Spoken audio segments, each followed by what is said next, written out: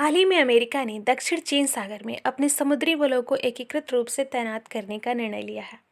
तो आज के इस वीडियो में हम बात करेंगे दक्षिण चीन सागर की और जानेंगे कि क्यों यहाँ अमेरिका अपने सैनिक बलों को तैनात कर रहा है।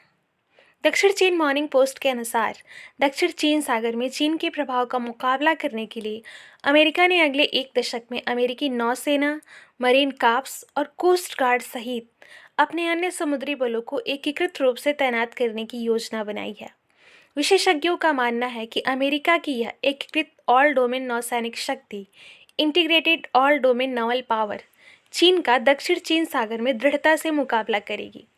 इसके अलावा कुछ दिनों पहले ही अमेरिका और जापान ने प्रशांत महासागर में चीन की आक्रामकता से परेशान वियतनाम, फिलीपींस, मलेशिया और इंडोनेशिया जैसे देशों की नौसेनाओं और तटरक्षक बलों की क्षमता निर्माण के लिए कई प्रशिक्षण कार्यक्रम की पेशकश की है।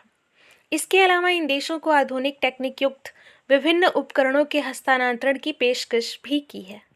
दक्षिण चीन सागर में अवैध रूप से मछली पकड़ने से निपटने के लिए जुलाई 2020 में अमेरिका और वियतनाम ने समझौता ज्ञापन पर हस्ताक्षर भी किया था। अमेरिका और वियतनाम ने। तो आइए जानते हैं दक्षिण चीन सागर के बारे में। दक्षिण चीन सागर एक सीमांत सागर है जो प्रशांत महासागर का हिस्सा है, जिसमें करीमाता, फार्मोसा जलडमरू मध्य और मलक्का जैसे क्षेत्र सम्मिलित हैं। यह एशिया के दक्षिण पूर्व में और प्रशांत महासागर के पश्चिम तट पर स्थित है। दरअसल देखा जाए तो दक्षिण चीन सागर प्रशांत महासागर में सिंगापुर से लेकर ताइवान की खाड़ी तक लगभग 3.5 मिलियन वर्ग किलोमीटर क्षेत्र में विस्तृत है। आइए जानते हैं अब दक्षिण चीन सागर का महत्व। दक्षिण चीन सागर का सामरिक महत्व बहुत ज़्यादा है। दक्षिणी चीन सागर प्रशांत महासागर और हिंद महासागर के बीच स्थित बेहद अहम कारोबारी इलाका है। दुनिया के कुल समुद्री व्यापार का 20% हिस्सा यहाँ से गुजरता है। यह क्षेत्र मत्स्य संसाधन से परिपूर्ण है, जो दक्षिण पूर्व एशिया में लाखों लोगों की खाद्य सुरक्षा के लिए महत्वपूर्ण है।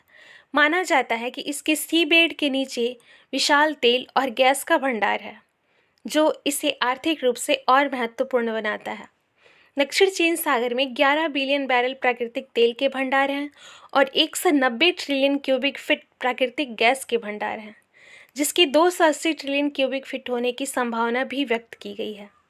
यह क्षेत्र ऐसा है जहां से हर वर्ष $5 ट्रिलियन मूल्य का अंतर्राष्ट्रीय व्यापार होता है। चीन का लगभग 80% ऊर्जा आयात और चीन के कुल व्यापार का लगभग 39.5% दक्षिण चीन सागर से होकर गुजरता है। दरअसल चीन को प्राकृतिक तेल की आपूर्ति मध्य पूर्व से होती है और यह मलक्का जलडमरू मध्य के रास्ते से होकर गुजरता है।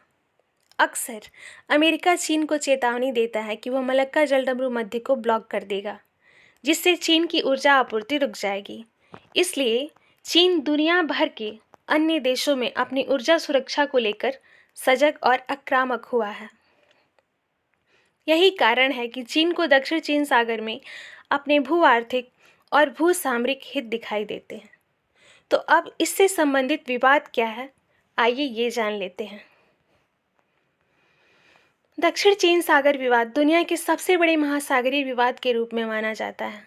चीन और दक्षिण पूर्वी एशियाई देशों जैसे Vietnam, Indonesia, Malaysia, Brunei, Philippines आदि के बीच दक्षिण चीन सागर के कई क्षेत्रों में वहाँ ये स्थित द्वीपों, स्पार्टले और पारासेल द्वीप में इन सब को लेकर विवाद है। चीन ने दक्षिण पूर्वी एशियाई देशों के अनन्य आर्थिक क्षेत्र में अतिक्रमण कर वहां अपनी संप्रभुता के दावों के लिए 9 स्थानों पर डैश या चिन्ह लगाकर विवाद को और बढ़ा दिया है। इसलिए इस विवाद को 9 डैश लाइन भी कहते हैं। चीन का 9 डैश लाइन विवाद united nation convention of the law of the sea 1982 के एक्सक्लूसिव इकोनॉमिक जोन की मान्यता का खंडन करता है। इसके अलावा चीन की निगाह दक्षिण पूर्वी एशियाई देशों के EEZ और साउथ चाइना सी के द्वीपों में पाए जाने वाले प्राकृतिक संसाधनों, प्राकृतिक तेल, गैस और मत्स्य संसाधनों पर भी है। दक्षिण चीन सागर में चीन ने धीरे धीरे करके कई छोटे छोटे द्वीपों पर सैनिक अड्डे बना लिए। आज हालात ये हो गए हैं कि दक्षिणी चीन सागर पर कई देश दावेदारी कर रहे हैं। उल्लेखनीय है कि चीन ने वर्ष 2016 में दक्षिण चीन सागर पर मालिकाना हक के एक अंतर्राष्ट्रीय मध्यस्थता न्यायालय के निर्णय को भी मानने से इनकार कर दिया था। हेग स्थित परमानेंट कोर्ट ऑफ आर्बिट्रेशन ने अपने फैसले में कहा था कि चीन अवैधानिक तरीके से दक्षिण चीन सागर में फिलीपींस के अधिकारों का उल्लंघन कर रहा है। चीन ने इस फैसले को सिरे से खारिज कर दिया था। तो अब आइए जान लेते हैं कि क्या है दक्षिण चीन सागर विवाद पर भारत का मत। दोस्तों, भारत दक्षिण चीन सागर में स्वतंत्र और निर्बाध जल परिवहन हेतु सभी पक्षों से united nation convention of the law of the sea 1982 के सिद्धांतों को अपनाने का समर्थन करता है। गौरतलब है कि वर्ष 2016 में भारत के विदेश मंत्रालय ने भी आधिकारिक रूप से कहा था कि जिसे चीन दक्षिण चीन सागर कह रहा है वह वास्तव में फिलीपींस सागर है।